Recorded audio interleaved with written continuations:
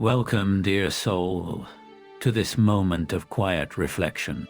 Today, we journey through the tender and profound words of Rumi, where love and longing weave with mystery, hope, and sorrow. Together we walk through shadows and light, uncovering the delicate threads that hold our spirits in balance. Many trembling hearts have given their love freely, trembling yet full of hope, surrendering quietly to something greater.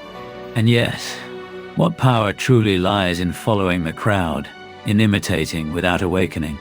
We are gently asked to question softly, to let our minds drift beyond what seems so common, so easy. Deep within, love has been planted like a seed inside our very chests, growing unseen but inevitable, nurturing warmth ready to bloom. But often love is misunderstood.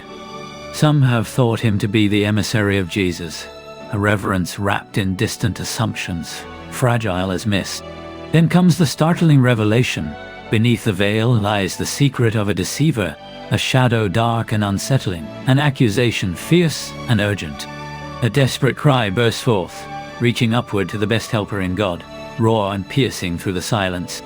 Around us lie countless snares and baits, a web so cunning, trapping us like hungry, helpless birds fluttering toward danger without knowing. Each breath brings a fresh snare, an endless cycle of entrapment too heavy to bear. How we yearn then for each spirit to rise like the fiery phoenix, the legendary simurgh soaring beyond captivity and pain. Freedom dances just out of reach, each moment teasing us as if to say, "You are free, for now." Yet again, we chase what ensnares us, stumbling toward those traps despite all we long for. We are like grains of wheat in a vast granary, gathered together, yet often losing ourselves, our essence quietly fading away in the shadows of existence. Do we even stop to wonder if we are truly awake, truly present? For in the granary, the subtle flaw comes from the silent gnawing of cunning mice, small destroyers that eat away at what sustains us, hidden and destructive. These mice burrow holes into our sanctuary, fragile and vulnerable, slowly bringing ruin beyond our notice. The soul is called fiercely to rise, to guard against these hidden evils, to stir from quiet slumber with a fiery shake, bubbling wildly beneath the surface. Now, listen, as wisdom whispers from the very heart of hearts. No prayer is complete without true presence, for without it, thieves take root in our sacred spaces. 40 years of our deeds, where have they gone? Why do daily drops of truth fail to gather in the storehouse of our souls? Don't these small fragments hurt your heart as they scatter like fragile light swallowed by darkness? Yet from iron, fiery stars burst into life, and a burning heart embraces each one tenderly. Still, in the darkness, a thief lingers, pressing its shadow even upon the stars themselves, extinguishing one light after another, hoping that no glow will remain. But even when 1,000 traps lie in our path, there is a quiet strength in knowing that if you, the eternal companion, are with us, sorrow cannot hold us.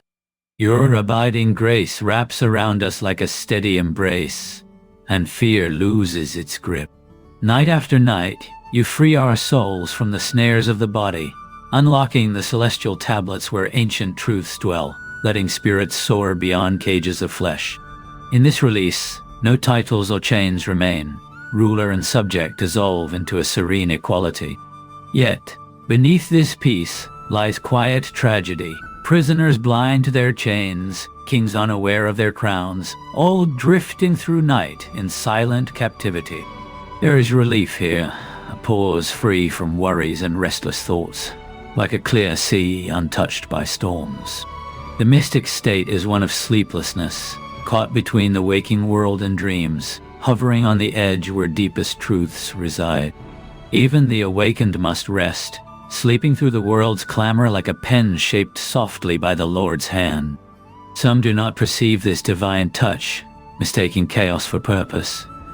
But a glimpse of the mystic state reveals a surrender so deep that reason itself sleeps, carried into vast deserts of eternal solitude. In that quiet space, spirit and body find peace, resting gently as snares are drawn once more by a keen hunting bird. Souls are led into judgment, a solemn journey toward the ultimate truth.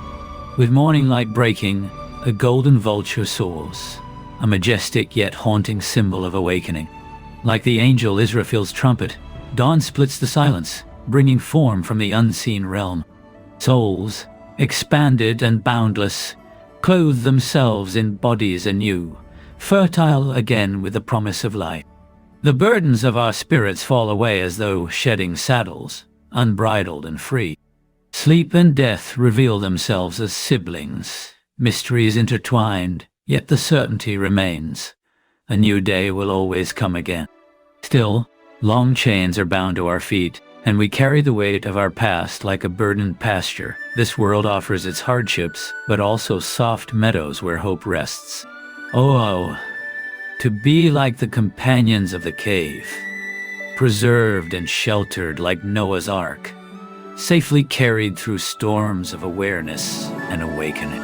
There is a yearning to release mind, eye, and ear, to be freed from all that confines.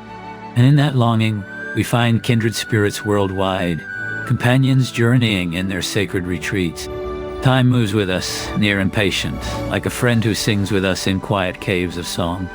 Yet, there is sorrow too, the seal upon eyes and ears, the shutting away from truth. It's a piercing sadness that touches the heart deeply, leaving us to wonder what good senses hold if they refuse to see or hear.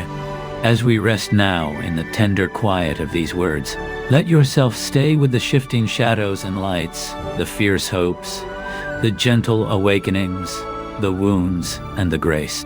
Whenever you feel called, you may return here again to wander through Rumi's vast and heartful realm. For in these moments, we are never truly alone.